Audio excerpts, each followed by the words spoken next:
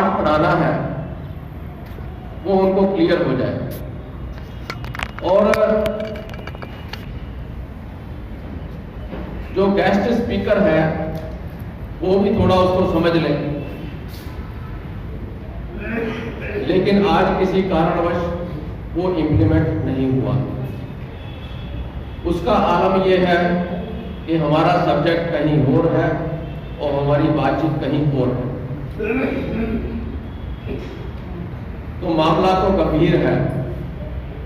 गंभीर इसलिए कि समस्या है ये, और समस्या हमने टैकल ही नहीं की है। टैकल तो तब करेंगे जब समस्या की हमें जानकारी हो। अभी समस्या इतनी गहरी है कि मुझे लगता है कि हमारे जो अंबेडकर के माइंडसेट वाले लोग थे, जिनका कैलिबर अंबेडकर जितना था, वो तो इसको समझ पाए हैं। और बाकी आज मैंने देखा है कि हमारे जो एडवोकेट साहब थे, असलम साहब जो पहले बैठे थे, उन्होंने परसों बात भी की थी कि ये जो सेक्टर 17 जो अपना संविधान का अनुच्छेद 17 है, उसके अंदर तो आपकी जो है ये जो अनटचेबिलिटी है, वो अनटचेबिलिटी का एक्ट बना हुआ है।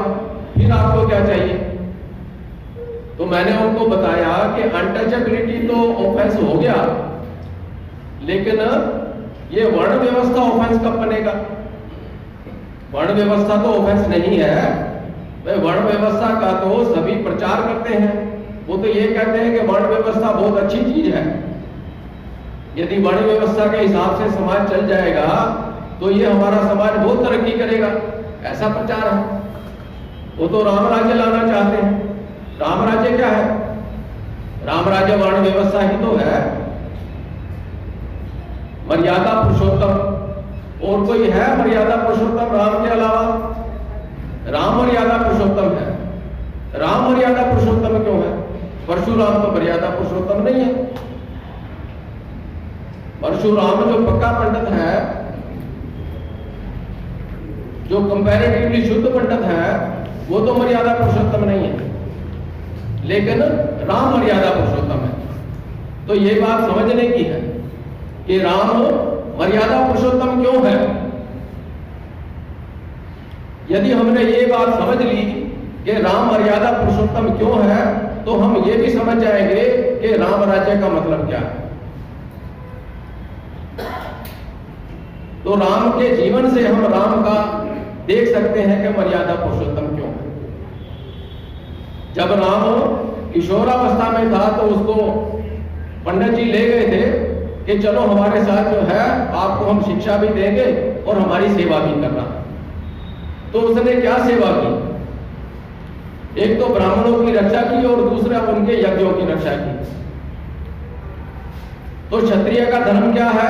ब्राह्मण की सेवा करना, रक्षा करना और उसकी आज्ञा का पालन करना। तो पहला तो ये हो गया। फिर वो अपना खुद जो उसने राजा किया तो क्षत्रिय धर्म वहां हो गया।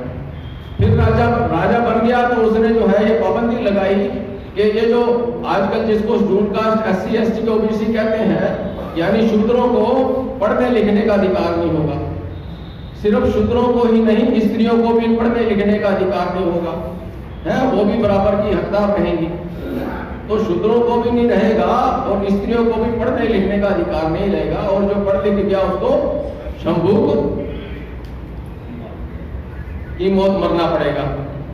शंभूक सब जानते होंगे आप कि शंभूक क्या काम करता था। शंभूक कहता था भाई मैं आपकी पद्धति नहीं मानता, मैं ये वर्ण व्यवस्था को नहीं मानता, पढ़ने लिखने का हक तो सबको होना चाहिए।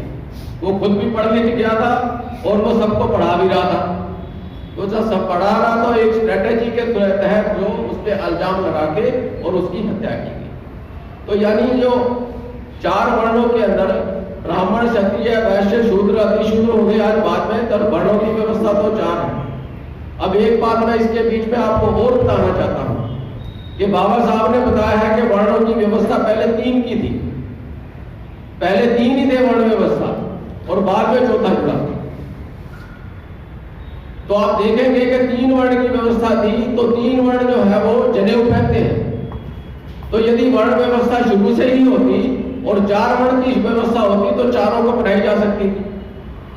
तो जनेऊ चारों को पहनाई जा सकती थी, 3 को ही पहनाई जाती है।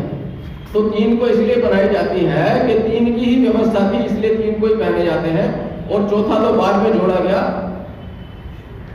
वो राजनीतिक, सामाजिक और सांस्कृतिक जो भी बात है उसको जोड़ने के लिए। तो हमें समझनी है कि ये वर्ण व्यवस्था जो है खत्म करनी है। तो हमारा जो आंदोलन था, बाबा साहब का आंदोलन था, वो वर्ण व्यवस्था को खत्म करने का था। ये खड़ी व्यवस्था को पड़ी व्यवस्था बनाने का था। कांशीराम का आंदोलन था, वो भी खड़ी व्यवस्था को पड़ी व्यवस्था बनाने का। आज हमारा आंदोलन चल रहा है गद्दी पकड़ने का। तो जब व्यवस्था परिवर्तन की आपके अंदर बात नहीं है तो गद्दी कैसे पकड़ोगे? गद्दी आपको कौन पकड़ाएगा जब आपके पास काम ही नहीं है? आप काम गद्दी पकड़ने का है आपके पास और सारे गद्दी पकड़ने लगे हुए हैं, तो आपको गद्दी कौन पकड़ाएगा और किस किस को गद्दी पकड़वाएगा?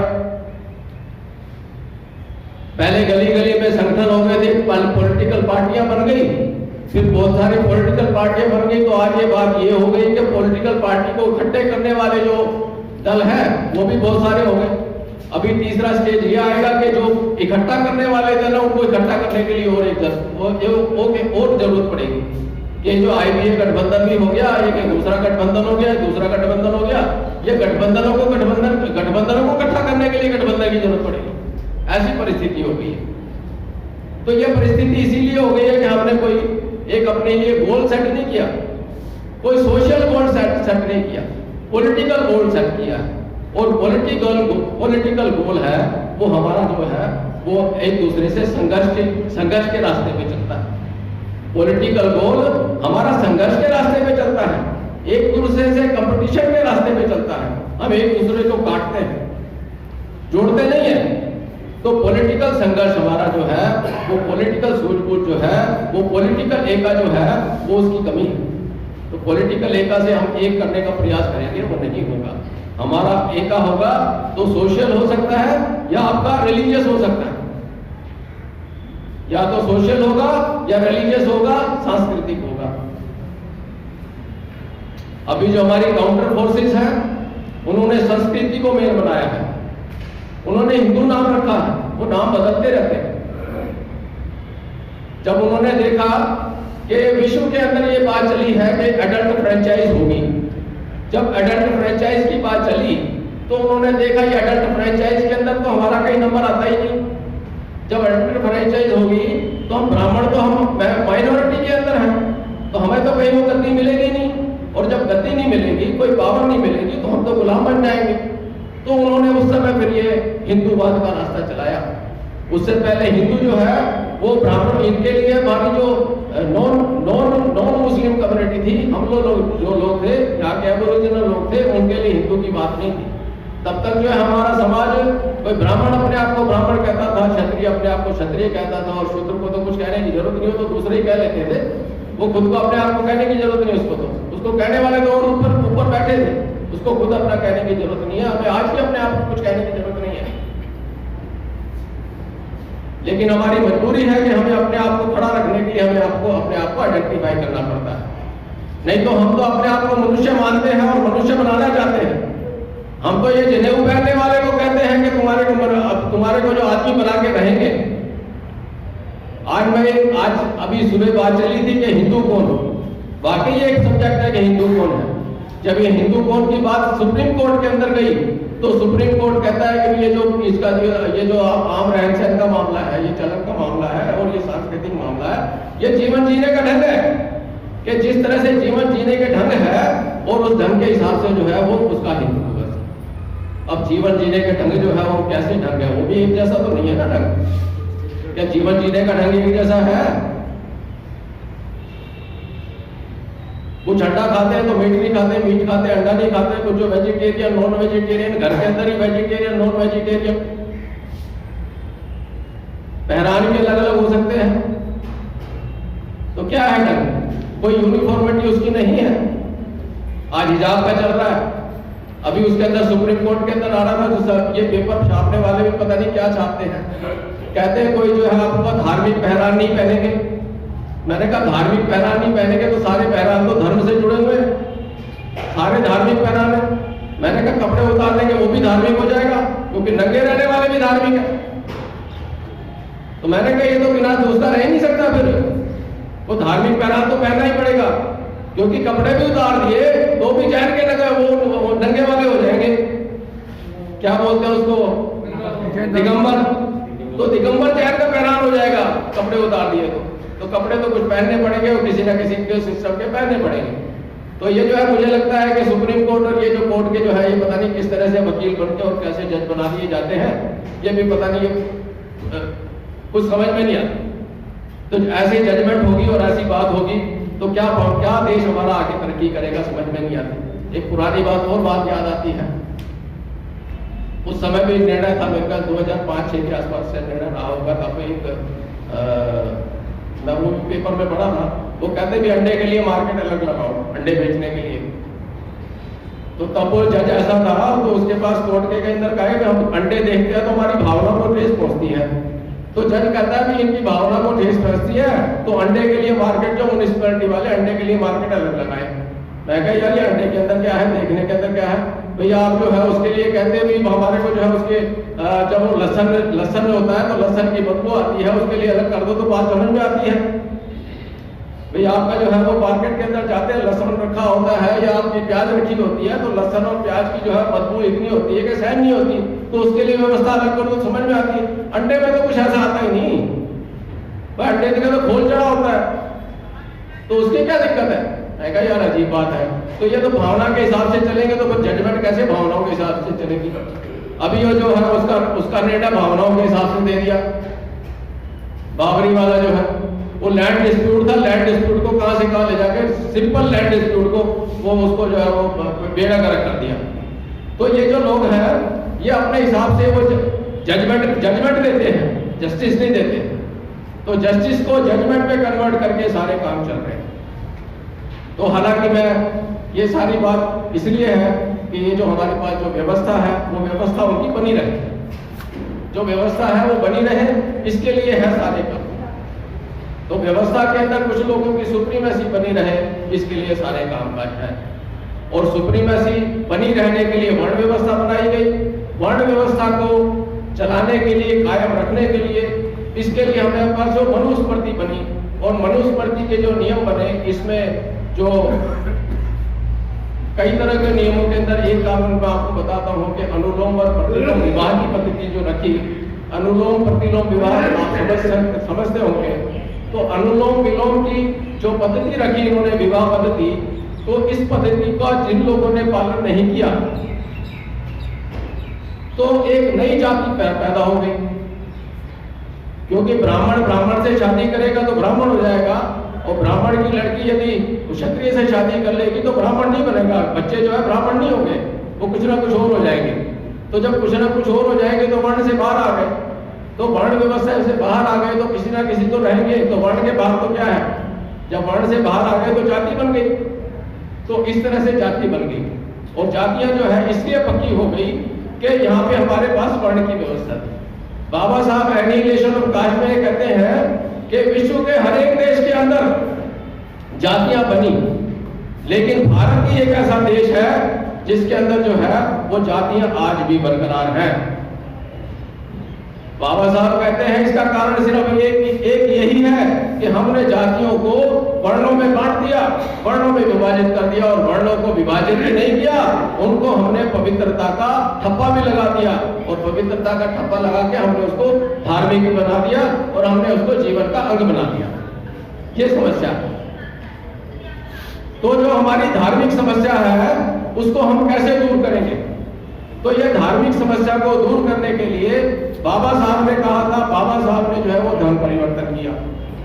बाबा साहब ने कहा कि ये जो व्यवस्था है, इस व्यवस्था को कोई बुद्धिजीवी आदमी दूर कर सकता है। तो बुद्धिजीवी बाबा साहब कहते हैं कि देश के अंदर बुद्धिजीवी जो है वो ब्राह्मण है, और ब्राह्मण नहीं ये बुराई है, तो बुद्धिजीवी तो इसको खत्म करना नहीं चाहेगा। तो इसलिए बाबा साहब अपनी जो किताब लिखते हैं उसमें लिखते हैं कि ये मैं नहीं समझता कि ये जो है वो व्यवस्था जो है वर्ण व्यवस्था खत्म होगी। इसका कारण ये है कि बुद्धिजीवी लोग इसको खत्म कर सकते हैं और बुद्धिजीवी लोग इसको खत्म नहीं करना चाहेंगे। तो आज मैं प्रश्न करता हूं आप लोगों से कि आप बुद्धिजीवी हैं या नहीं है। यदि आप आज भी बुद्धिजीवी नहीं बनेंगे तो ये वर्ण व्यवस्था चलती रहेगी। आप लोगों को बुद्धिजीवी बनना पड़ेगा। यदि आप मानते हैं बुद्धिजीवी हैं और आपने बुद्धि अपने अंदर बना ली है, तो आपको देखना होगा कैसे खत्म करनी है। तो मैंने आपको क्रोनोलॉजी समझा दी कि सुप्रीमेसी बरकरार रखनी थी। सुप्रीमेसी बरकरार रखने के लिए व्यवस्था बनाई, और व्यवस्था को बरकरार रखने के लिए आपने इसका जो है एक व्यवहारिक एक्ट बनाया जिसको मनुस्मृति कहते हैं। तो मनुस्मृति के हिसाब से उन्होंने रेगुलेट किया, और उस रेगुलेशन के हिसाब से आगे इतनी जातियां बन गई। तो जातियां यदि खत्म करनी है तो वर्ण व्यवस्था खत्म करनी। अभी मैं दूसरे उदाहरण से समझा देता हूं इसको, हो सकता है ये समझ में ना आए। अभी हमने देश में सोचा कि लोगों का जीवन घर में जो कमाने वाला होता है या घर में जिसके अपने रिसोर्सेज खर्च किए होते हैं, वो यदि अनटाइमली डेथ हो जाती है तो उसके आने वाले जो दूसरे जो उसके परिवार वाले लोग हैं उनको हानि हो जाती है। तो उनको हानि से बचने के लिए हमने बीमा व्यवस्था बनाई, सुरक्षा की व्यवस्था बनाई। सुरक्षा की व्यवस्था क्या बनाई? बीमा व्यवस्था। और तो बीमा व्यवस्था को रेगुलेट करने के लिए क्या बनाया हमने? बताओ, मुझे नाम याद नहीं है, बता दो आप। IRDA क्या? इंश्योरेंस रेगुलेटरी, हाँ, इंश्योरेंस रेगुलेटरी वो बनाया हमने जो है इसी तरह से ठहरा बना हुआ है। तो इसको जो व्यवस्था को रेगुलेट करने के लिए ये बनाया, और इसके नीचे आप देखेंगे कि हर एक जो है उसके हिसाब से पॉलिसी बनती रहती है। अब कितनी देश के अंदर कितनी पॉलिसी होगी? लाखों पॉलिसी होंगी ना। तो देश में कितनी जातियां हैं गिनी हुई? हजारों हैं। और इसके अंदर गिनेंगे तो इसके अंदर यदि आप इसके अंदर सरनेम को भी एक जाति मान लोगे तो फिर लाखों में हो जाएगी, क्योंकि सरनेम भी अपने आप में एक जाति है। जैसे गोठवाल हो गया तो गोठवाल कहेगा मैं गोठवाल, मैं सांबरिया हो तो सांबरिया हो गया, ये कैम्पवाल है तो कैम्पवाल हो गए। तो इस तरह से जितने होंगे, यदि एक एक सरनेम को गिनेंगे तो ये भी लाखों के अंदर जाएगा। तो ये जो है इस तरह से ये क्रोनोलॉजी है। तो इस क्रोनोलॉजी को कैसे खत्म करना आप देख लीजिए। तो जैसे तो जीवन बीमा को रेगुलेट करने के लिए IRDA बना, IRDA को रेगुलेट करने के लिए उसके बाद जो है वो सब बनी। तो इसी तरह से हमारे को जो है संविधान के अंदर एक जब संविधान लागू हुआ तो संविधान ने मान लिया कि देश के अंदर जब संविधान लागू हुआ है तो हम ये देश के जितने लोग हैं उन सभी लोगों को हम समता, स्वतंत्रता, बंधुता और न्याय के आधार पे ये उनको देंगे। और आज हम इनको कॉन्स्टिट्यूशनली हम सबको बराबर मान लेते हैं। धारा 13 में अनुच्छेद के उसका संविधान का अनुच्छेद 13 के अंदर ये डिक्लेयर कर दिया कि जब से संविधान लागू होगा, तो जब संविधान लागू होगा तो आज की तारीख में गैर बराबरी की जितनी भी बातें हैं, जितनी भी प्रथाएं हैं, जितनी भी सोच विचार हैं, सारी की सारी हम नलीफाई मान लेते हैं। ये सब खत्म हो गई है। लेकिन वो खत्म हो गई है, लेकिन व्यवहार में चल रही है, उसको रेगुलेट कौन करेगा? यदि व्यवहार में चल रही होगी, उसको व्यवहार करेगा तो दंड कौन देगा? तो हमने अनुच्छेद 17 बनाया। 17 के अंदर हमने कहा कि हम जो है अनटचेबिलिटी खत्म कर देते हैं।